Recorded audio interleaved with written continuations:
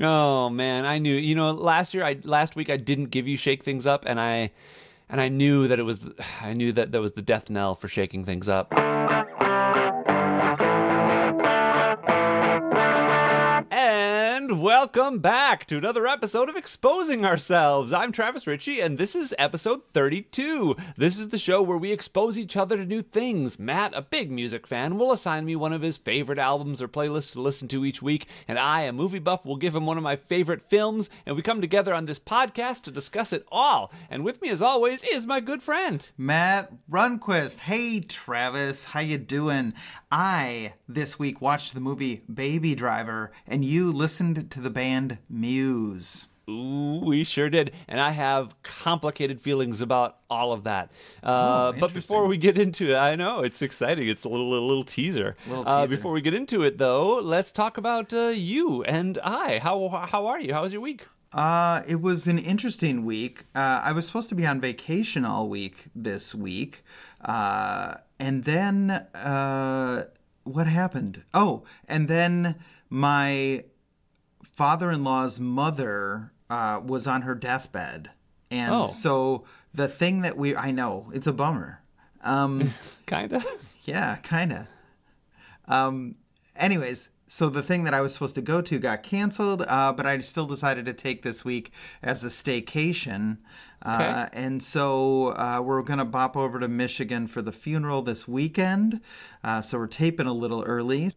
But other than that, the week has been good. I've enjoyed being at home and mostly ignoring work. Every once in a while, an email breaks through and I have to do something about it. But yeah, so writing a little music, playing a little music. I went to the state fair. My daughter returned home from Japan.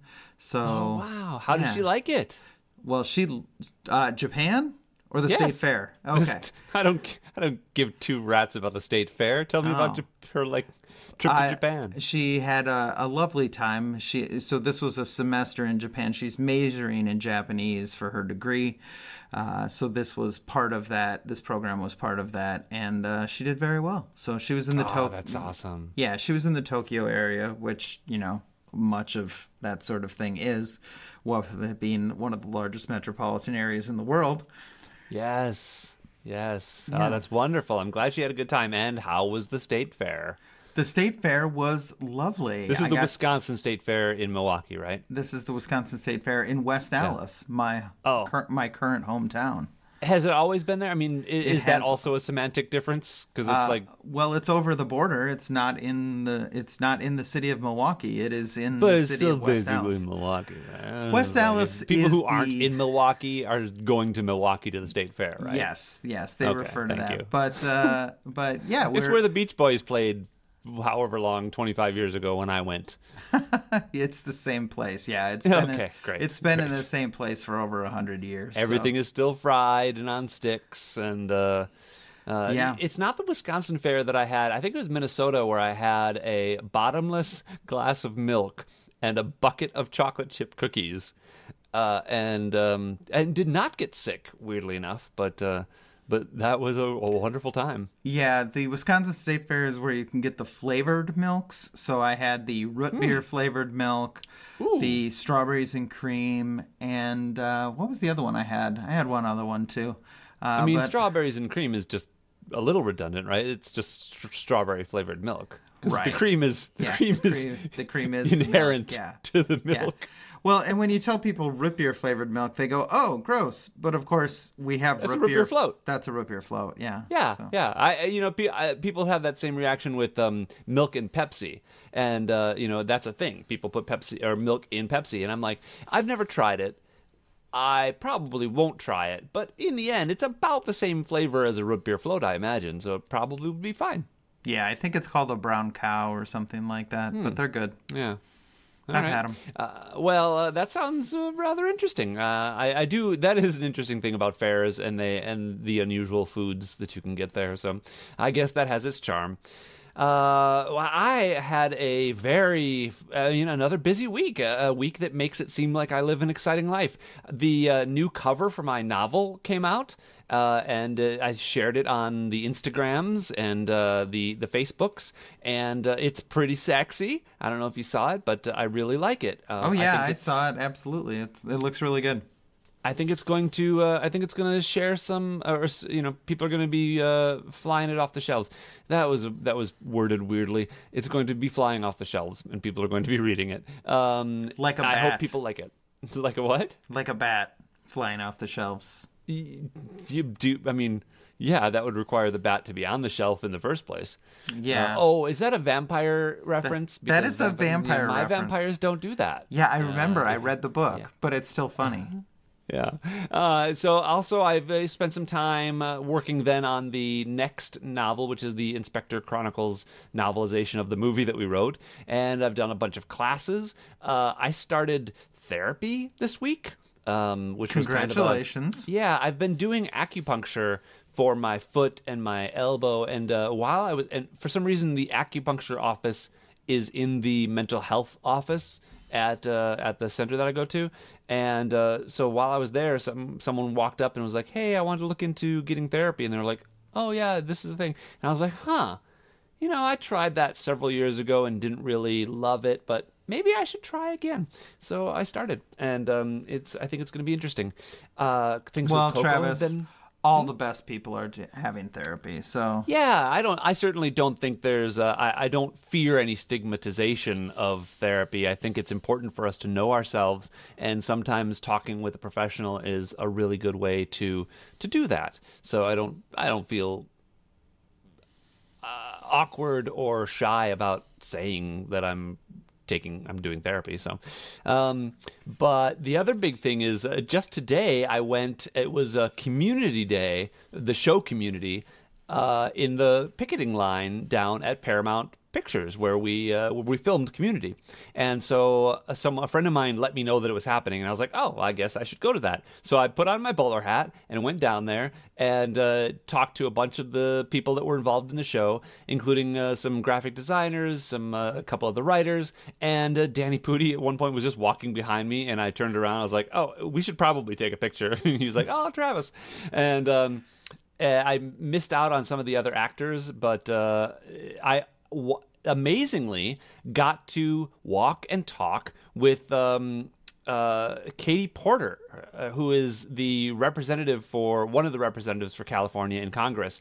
And she is, if you've seen her on YouTube, she's like a firebrand. She is so great at using data and this kind of down-home charm to make arguments in hearings in Congress, and she's doing a fantastic job. And I just love the way she is representing her constituents, and kind of in a larger sense, all of the country, with the way she serves in Congress. So it was really cool to meet her and chat with her. So that was just today. I'm excited. that's awesome. Yeah. So. And yeah, probably a busy week to come. So, and gearing up to, I am going to be producing a new web series this fall. So that, or at least we're going to start with a pilot. So that's interesting. We're starting with prop design, because it's a time travel sci-fi type thing. And so we need to design a little time machine and some weaponry and all sorts of stuff going on. Yeah. Okay, well, if you need anyone to submit like Zoom videos, just look me up. I did some acting in high school, and I'm sure it comes right back. I think we're okay, but thanks. Okay, because I could do it. I mean, obviously. I believe in you, Matthew. Obviously, I believe in you. Obviously. Obviously, yeah, I have no doubt. So, well, let's jump right into the meat, huh? Yeah, let's do it. You want to shake things up? No, let's switch things up. Oh man, I knew. Last week I didn't give you shake things up, and I knew that that was the death knell for shaking things up. You weren't going to let me shake things up anymore. I still will shake things up. You can switch things up if you like. Okay. Well, let's do something different. Yeah. Okay. And let's do the movie first. Sure. Let's do it. Have we done? I guess we did the movie first recently, but I don't know. Let's do it because I'm excited about both of these things. I'll say I think I've got a lot to say about both of these things today. But the movie was Baby Driver. Baby Driver was a 2017 action film written and directed by Edgar Wright. Edgar Wright was best known for doing Hot Fuzz and Shaun of the Dead, which were really popular, kind of like indie genre. You know, they really had intense fan bases. And Edgar Wright also did notably Scott Pilgrim versus the World, and he is probably one of the most deliberate directors I can think of. Him and maybe Wes Anderson are the two I can think of that have such deliberate styles. And when you watch an Edgar Wright movie, you kind of know it's an Edgar Wright movie. The movie also starred Ansel Elgort, who was who rose to fame doing what I call Sexy Cancer Kids, which is another name for the actual name of the movie, which was The Fault in Our Stars. I knew I'd come up with it by the end of that sentence. But it also has Kevin Spacey, Lily James, John Hamm. It has Jamie Foxx and John Barenthal from Walking Dead and The Punisher. And it's a car chase movie, essentially, but it's also got this like heist movie, you know, plot. And it's all set to music. Music has a very specific role in this movie, and I'm anxious to hear your thoughts about it. Wow. All right. Yeah, this was a very interesting choice. So I think last week you had said you had only seen this movie once before, right? Yeah. Mm-hmm. So in theaters, I saw it and have wanted to revisit it because it's only been 6 years since it was out. So yeah, yeah. I really liked the experience of watching this movie. I think there was part of me that I started out like really loving it. So there's sort of a, like a lot of, you know, heist movies, right? It starts out with a heist and we get introduced to what we think are the characters, even though Baby is really the only character that is like a main character in the movie. John Hamm and I can't remember the actress's name. I think it was Lily James was. No, Lily James is the girlfriend. Oh, his girlfriend. Yeah. I'm sorry. Yes, I don't remember. But anyways. Eliza Gonzalez. Yes, thank you. And I really dug that, you know, and we learned quite a bit about the character Baby as that scene, and then the sort of the getting the spoils of our heist scene play out. And he's an interesting character. He's got an unusual background for a thief or a criminal in that he has been sort of coerced into the life by this kingpin, Kevin Spacey. And I thought that was a really interesting story and a really interesting setup. And we learned some things about stuff that happened in the past. And then we sort of dive into this movie and it looks like Ansel Elgort's going to get out of it. And then the world keeps pulling him back in, right? You know he's not going to get out of it. Yeah. As soon as it's said like twice, one more and I'm out, you know it's not going to be one more and he's out, especially given his unique skill set. Well, so here's the thing is because you kind of set this up as, this director has a very unique style, but also the stories, Shaun of the Dead and Hot Fuzz, they don't go necessarily where you think they're going to go. They really take some left turns. And my problem with this movie, and it is pretty fundamental, is that the movie gets more conventional as it goes along, right? It starts out with this setup that's like, hey, we're only a third of the way into the movie. He thinks he's out, right? And, what would it have meant for this movie to have not just been like, and then Kevin Spacey pulled me back in, right? Which does feel like a really super obvious plot beat, right? This kid who basically has no, known skills and is kind of weird, how's he going to make his way in the world, right? He's got a bunch of money. He's got a few connections to people. He obviously can't just like drop out and live on an island, right? But what kind of choices does this interesting character make once he's out of the world of crime? And instead it's like, no, we're just going to do a heist movie. And I was kind of disappointed in that, even though it it is a very well done heist movie, right? But Yeah. there is this different movie that got hinted at the beginning that never got made, and I'm more interested in that movie. I'm because What movie? So, what movie did you think was? Were you thinking it was going to be? Did you well, have any?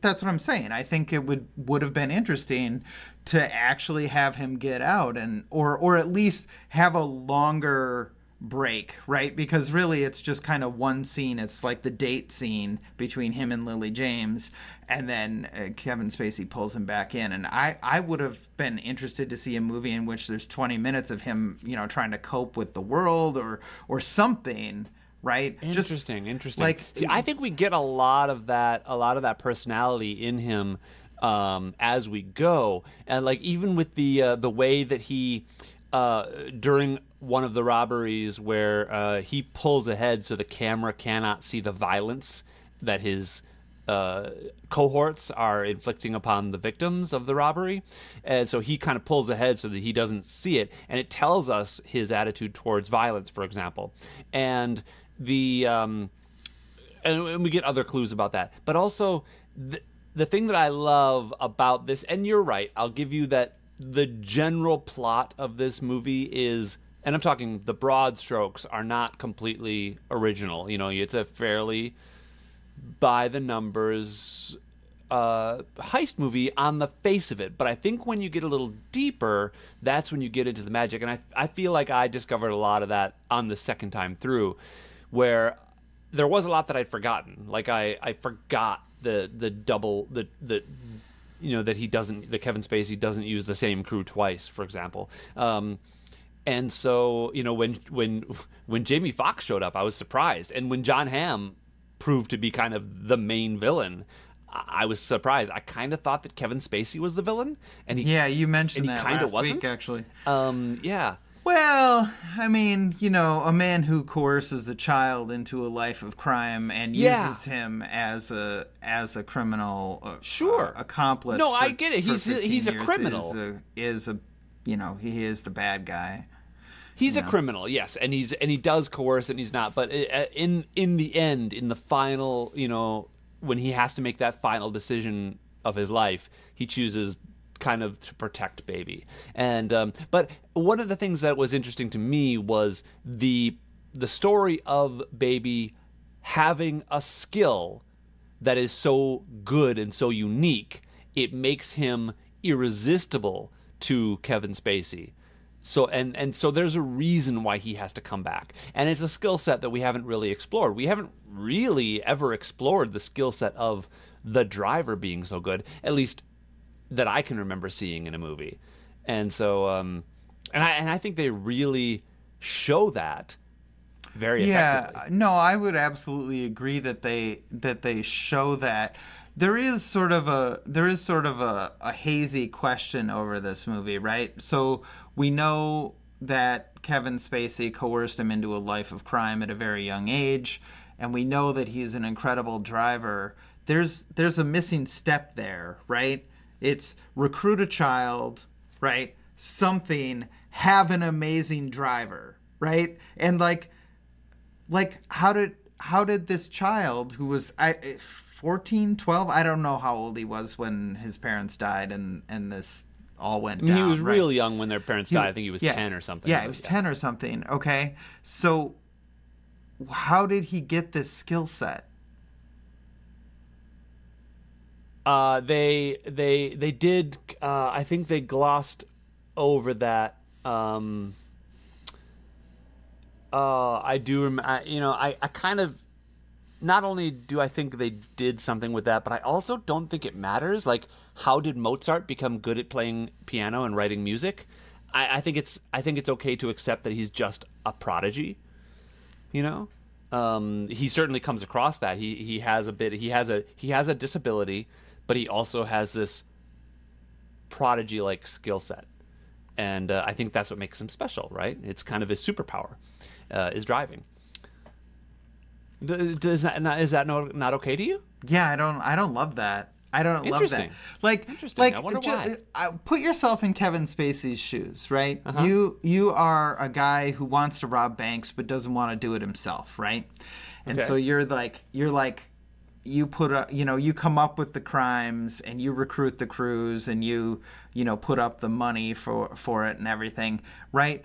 Why do Right. you go, who would be the first perfect getaway driver for this? This 10-year-old orphan. Oh, first of all, he's not 10 when he gets recruited. But secondly, it's because Baby steals his own car, steals Kevin Spacey's car. And Kevin Spacey watches him get away. Oh, that's right. I do remember that. And Yeah. says, and just sees how talented he is at both boosting the car, but also driving the car. Yeah. And so then tracks him Yeah. down and says, well, you did me wrong, but I see your talent, so you're going to pay me back by using that talent for me. That's what happens. Yeah, I don't know. I just don't. I don't know. Okay. That Well, didn't. let's let that go. Yeah, And that talk didn't. about the movie itself, though. Well, but that is. So this is the point, right? Is like, yeah, there's a bunch of cool car chase scenes, and there's a bunch of like double, triple cross. You're just gonna let it go with cool car chase scenes? I think that they're like incredible. They're car chase scenes like we haven't seen before. Like in the Bourne films, or in Driver, or in a half dozen other films. Like, come on, man. Ugh, Driver, give me a break with that. Okay, but it's not just the choreography of the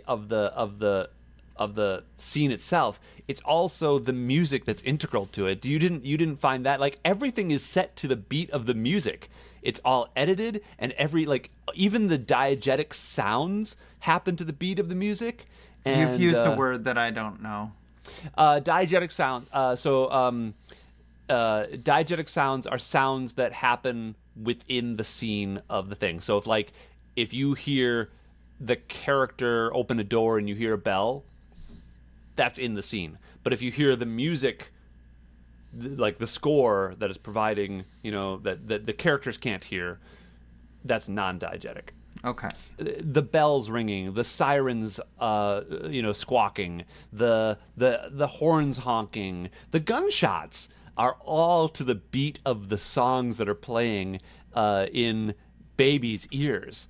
That he has to listen to all the time, and he's picking the right song for the moment, and Yeah, at one point he like scrubs through a track to get to the right place in the track. Yeah, that feels I thought you would appreciate that more. That feels flashy to me, but it doesn't feel like a natural, organic thing, right? It's not. It's his superpower, but also his weakness. Okay, He so has to have... mentioned you've mentioned this superpower a couple of times, and maybe you've touched on why this movie didn't land for me. Is it's ultimately a superhero movie? I mean, everything's ultimately a superhero movie. Predator That's is ultimately a 100% superhero not true. movie. And you liked Predator. RoboCop is ultimately a superhero movie, and you liked RoboCop. It's like, just because it's a superhero movie doesn't. I mean, and I'm using that as a metaphor. There's nothing about this that is super heroic. There's nothing about the way he drives that is inhuman. Like, people can drive the way he drives. It's just he is the best. Like, it's possible for Mozart to write the music that Mozart writes, and for the rest of the world not to be able to. It doesn't make him not human. It just makes him incredibly special. And I think that's the metaphor I'm going for, is that the Baby just happens to be an exceptional driver, like to the extreme. And it makes sense that if you're a villain, if you're a mobster who is robbing banks and you need the best getaway driver possible, that you are grabbing hold of this guy and not letting go, even when he fulfills the terms of your agreement. I think that's perfectly reasonable. Yeah. So moving on. I liked the sparks of romance between him and Lily James at the beginning, but I didn't feel like that paid off in a way that really resonated for me, which bothered me because I'm a huge romance fan. I like Lily James because I like Downton Abbey. Yeah, I wasn't really familiar with her other than that. Oh yeah, no, she's a big deal on Downton Abbey. And I really like it because I'm such a fan of that type of thing. Like I wanted a little bit more meat to that, and instead it was just kind of like, yep, this is the cute waitress that he likes, and and they get together, and she waits 5 years for him to get out of jail, and I just there's a lot of this movie that I don't know. It just didn't land for me, and I guess I feel like I'm trying to do a good job of explaining why it didn't land for me, but um, maybe my explanations aren't resonating for you. Well, I'm coming. Honestly, I'm feeling a little bit of a little bit of this, like maybe you weren't in the right headspace or what. But like the things that I loved about this movie that made me want to revisit it, I loved even more the second time through. And Yeah. one of those things is the direction of Edgar Wright, where doesn't he doesn't go to a scene and shoot coverage. Right? He doesn't say, okay, we need a million, different angles, and then we'll cut it together in post. He knows what each shot is going to look like so deliberately and so specifically that he goes in and gets the shots he needs, and not much else. And I love that, and you can absolutely see that in this movie very well. And this movie definitely has a more realistic kind of tone than his other movies. Like, it's not zombies. It's not the Hot Fuzz had kind of a comedy, tone to it. Scott Pilgrim versus the World was kind of a video game on screen. This has kind of the most real feel. And there's lots of like killing, and there's lots of shooting, and there's lots of that kind of stuff. So there's violence in this movie that you don't necessarily see a whole. Well, I guess you can't say that when you're talking about his zombie movies, or even Hot Fuzz has tons of violence. It's just the violence in his other movies feels. Yeah, I guess that's the other thing that kind of bothered me is like when you talk about those other movies, like those do really have a very specific feel to them, Mm-hmm. and I didn't. Yes, this is a little bit different from your average heist movie, right? But I didn't feel like, oh yeah, this is an Edgar Wright movie, which you're saying you did, and that's fine. But for me, I did not really get that, and Hmm. so therefore it didn't. I was a little disappointed, right? I was a little like, oh yeah, I mean, I remember that, and there's moments of comedy, right? Yeah, but not that feel unreal. Like, Yeah, not that feel like, hey, yeah, I'm watching a comedy now. It's just right, I'm watching people who are doing a funny thing or whatever. yeah. But most of the relationships are grounded, and I like his relationship with his um, guy who ends up taking him in, his foster father who takes him Hmm. in after his parents die, who then becomes old, and then baby has to kind of take care of him. That's a really interesting story, element to the story. And yeah, well, I mean, I won't keep talking about it because I don't. I feel like I feel like I'm. I feel like I'm. If you didn't like it, I'm not going to try to push you to like Well, it. and I think you're maybe getting the wrong impression here. I did like it, right? I loved the first 20 minutes, and as it went on, got I became less and less enamored of it. And I was trying to explain that feeling.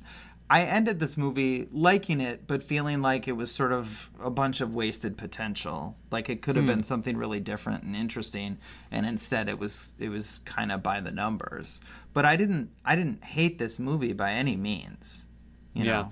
I do think that what I'll give you there is that Edgar Wright was trying to make a movie. I mean, he had this movie in his head for like 20 years, right? And he wasn't necessarily trying to reinvent the genre necessarily, but he was trying to make a very good car chase heist movie, you know?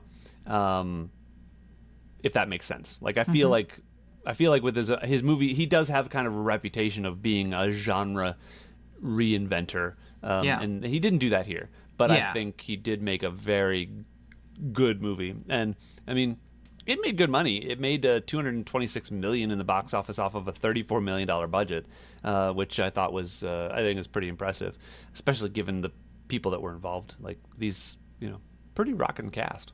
Yeah, no, the cast is excellent. Yeah, no notes. Was this Kevin Spacey's last movie before the incident? So yeah, he was due to appear in All the Money in the World from Ridley Scott, but was replaced by Christopher Plummer, and I think it was the same year. I think it was 2017. So Yeah. this might be his last kind of big movie before that all went down. Yeah. Huh. Yeah, interesting. Well, what did you like? I want to. You Well, say you didn't. You say there were things you liked, but well, I mean, I did like the car chases, right? They just didn't like a car chase doesn't inherently do it for me in the way that it does it for you. Like I'm like, yeah, a car chase. There's like cars flying around and there's, stuff breaking and there's things jumping and like it's fine, right? Like Yeah. I'm not mad about it. well, and it's not what did it for me. The car chases don't really do it for me either. By the way, it's not. That's not my favorite genre by any stretch. It's it's the choreography. It was the use of music that really sells this movie to me, and I'm surprised that didn't like impress itself upon you. So I liked the relationships between the people. All of that felt really good. And like I said, the performances were really good. Jamie Foxx does, I think, a really good job of reining in his worst instincts on this, and sort of Yeah, fails to chew up all the scenery available to him, yeah, which I liked. John Hamm sort of continued to, this was part of him breaking out of the Mad Men character, and I think he does a really good job. I'm watching him now in Good Omens 2, and obviously that's another giant departure for him. But it was movies like this that helped establish him as doing something other than steely-eyed, man's man, right? yeah. I think he'd done a little comedy before this, maybe, but this was definitely a departure for him, and he was kind of great. Yeah. He was like he was amiable for most of the movie, but then his girlfriend character says, but when you cross him, he sees red, and you don't want to be there for that. And you're like, well, once she says that, you're like, okay, we gotta see this now, and you really do. And I thought that, incidentally, and this is a kind of a funny thing, but all of them have code names, monikers, and I just love that the person who has that conversation, her name is Darling. It's his John Hamm's girlfriend, but her real name is Monica. So Monica's moniker is Darling. I just thought that was really. I don't know if that was an intentional thing from Edgar Wright as the writer, but I loved little bits like that. Yeah, for sure. For sure. Yeah. Well, I mean, do you want to skip to a rating? Skip. I don't think there's any Okay, skipping we've talked going a lot. on. Let's We've go talked a lot. Move on to the rating. Yeah, let's move on to the ratings. Do it. So I know you're going to hate me for this, but I feel like a very average action film, and so I'm going to give it a 5. Yeah. Interesting. Did you watch it with your honey bunny? I did not. She was working quite a bit, and Okay. so she was exhausted in the evenings. I'd be curious. I would have been curious to hear what she thought. This is at least a 9 for me. I was surprised by how much I liked watching it again, to be honest. I remember liking it, but not enough to be like, oh, I need to see this again. It kind of fell off my radar a bit, but yeah, I think I'm gonna stay with a 9. It might not be perfect. I cannot pick out what I don't like about it at the moment, other than it didn't have me watching it again. I mean, I'm not a big fan of violence, I guess, in movies. Like I said, this genre is not my typical genre of movie. I think the reason I love it boils down to an excellent cast, great acting, and Edgar Wright's direction. Sure. I think that's pretty much it. That's So, totally fair. yeah, he is high on my list of directors that I would love to work with someday. Yeah, for sure. But alrighty, well, Oh, tell us about Muse. alrighty. So Muse, who I gave you this week. So this is a little harder music than I have given you recently. I might have given you. I guess Ghost is pretty heavy, but Harder in like style, you mean? yeah, harder, Okay. harder, like heavier music, right? Got it. So I don't think I'm ever gonna get you into true like heavy metal, but this is hard rock, right? So Muse is a rock band. They're actually formed in 1994. I was a little off on this. I knew of them through the early 2000s. I think the first album of theirs that I really heard much off of is Black Holes and Revelations, and that came out in 2006. But their first album came out in 1999. So they had actually been kicking around for a little bit longer than I had been led to believe, and they started out making like big stadium hard rock from the very beginning. They have a lot of themes of like science fiction, resistance to like power, the people sort of rising up, that sort of thing. But they're also very much like a mainstream rock and roll band with like stadiums and fireworks going off and that sort of thing. They're led by a pretty impressive musician named Matt Bellamy. He does lead vocals and guitars. And they're basically a power trio, so it's just guitar, bass, and drums, which is I think it's pretty impressive the amount of noise they produce with three people. What'd you think, Travis? So this was a real interesting journey for me listening to this playlist. You gave me a playlist, not an album, and it's about 10 songs, 9 or 10 songs, 9 I think.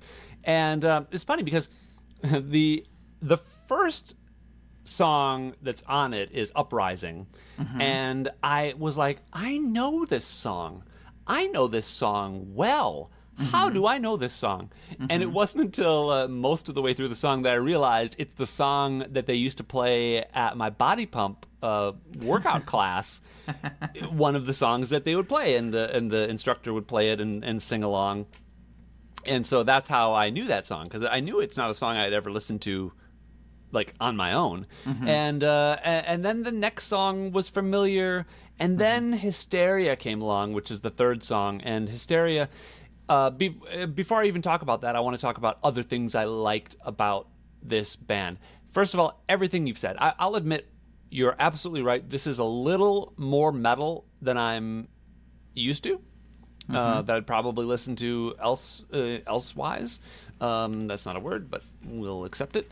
And but I did like so many of my boxes that we've come to recognize from this show that I like in music were checked. So we've got easy to understand lyrics. We've got really deliberate, well-crafted music from the instruments. You've got they weren't just all playing to play.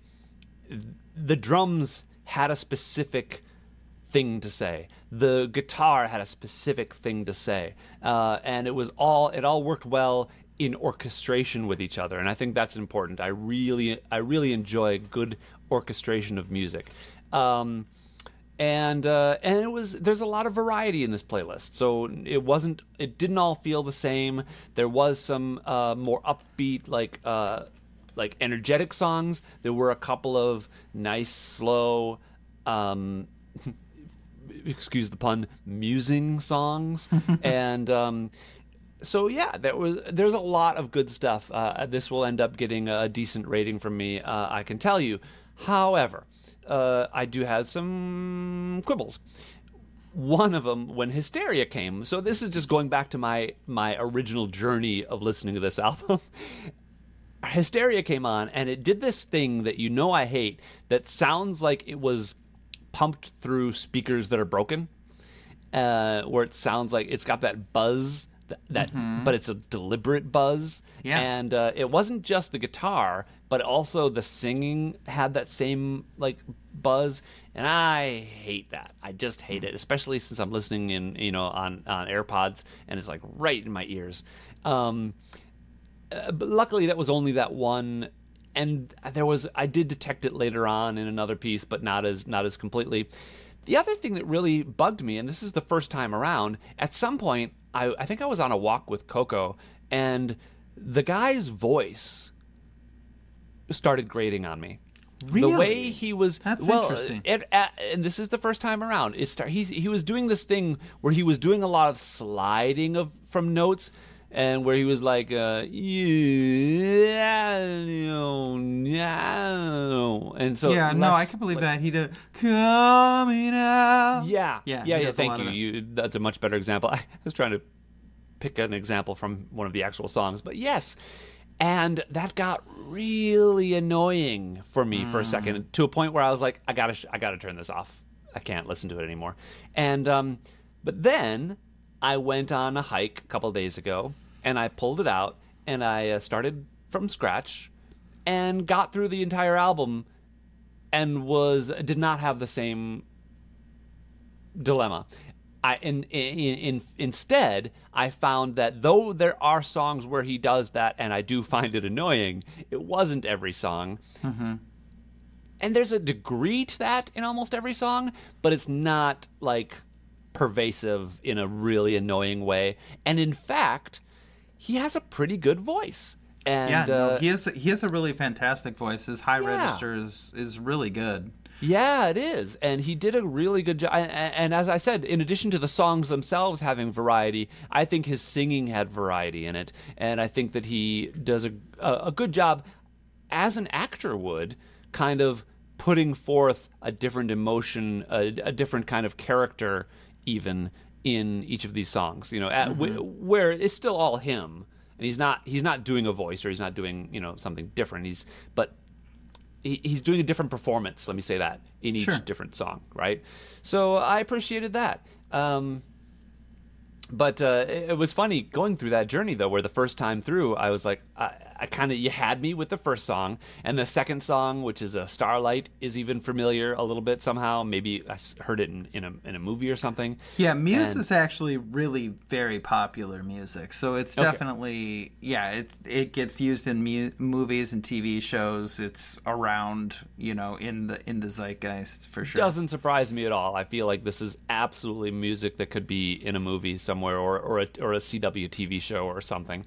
And and then that third song was just like disappointment to me, and I was like, oh, Matt, you had me, and then you tricked me. You tricked me into listening to the. As a bass player, Hysteria is one of my favorite of their songs because Really? the bass on Hysteria is just absolutely out of this world. It's so Okay. good. It's so good. I would love to maybe listen to that by itself. I wonder if that would be interesting. Nah, it's fuzzy. Yeah, is it? You wouldn't 'cause like it. It's fuzzy. That same thing. Yeah, I just don't like that fuzzy sound. So, but otherwise, yeah, I ended up enjoying this album pretty well. Ultimately, maybe not my cup of tea, but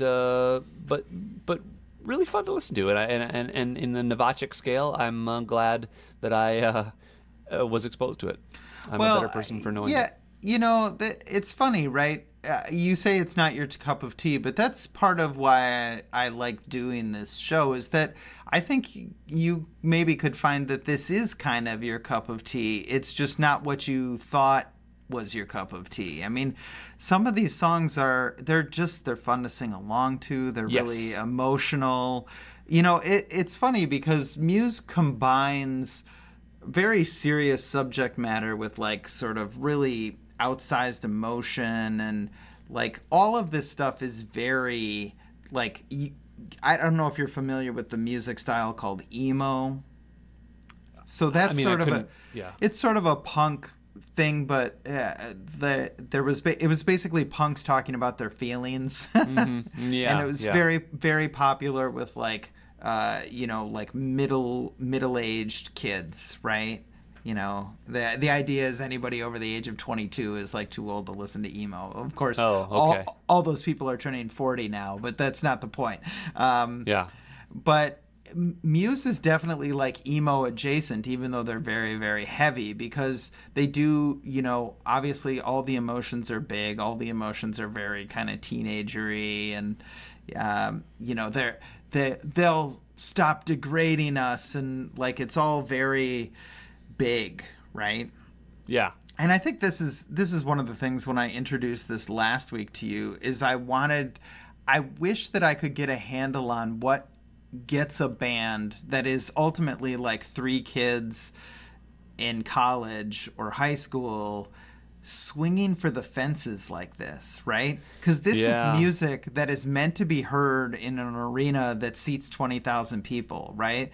Like, this is not the type of music that you go to a 50-person club to listen to, right? No, but I'll tell you, I did enjoy some of the best songs on here. I really enjoyed listening to them while I was on a trail, looking out over the city, working out, like moving and moving my body. Yeah, for sure. Yeah, that's it. It is one of the things that attracts me about them. In addition to what I call clean vocals. So I haven't forced you to spend any time in the metal world, really. But I can't tell you how many like bands there are that have these like great riffs that are like, and they're really like groovy and awesome, and then the vocals come in and it's like, and you're like, I know of that, and I don't like it. Yeah, no, I'm not ever gonna send you something like that. But to me, that it feels like copping out, right? It feels like we had, we're really good musicians, but we couldn't think of what to say, or we couldn't find somebody who was a really great singer, or that the things you want to say aren't important enough to hear. Yeah, and Muse doesn't do that. They have clean vocals. You can understand the words. You can. Absolutely, one of the things I liked about it. Yeah. So I like that in my metal. Like, there are times when I'll tolerate the gritty vocals or whatever, but there's never a time when I'm like, man, I'm sure glad that I can't understand what the hell this guy's saying. Yeah. Yeah. Well, I will say, and the journey of experiencing this album was like a roller coaster for me. Not a particularly exciting roller coaster, but like a nice, a gentle roller coaster. But nonetheless, it was there. Yeah, it was an interesting journey that I appreciated taking. Well, good. I'm glad to hear that. Do you have anything else you want to say, or should we give it a rating? I don't know that I have anything else. I definitely would recommend it to people who haven't heard it. Check out the playlist on our info, like on the podcast info, and you can listen to this playlist yourself. I think it's worth it.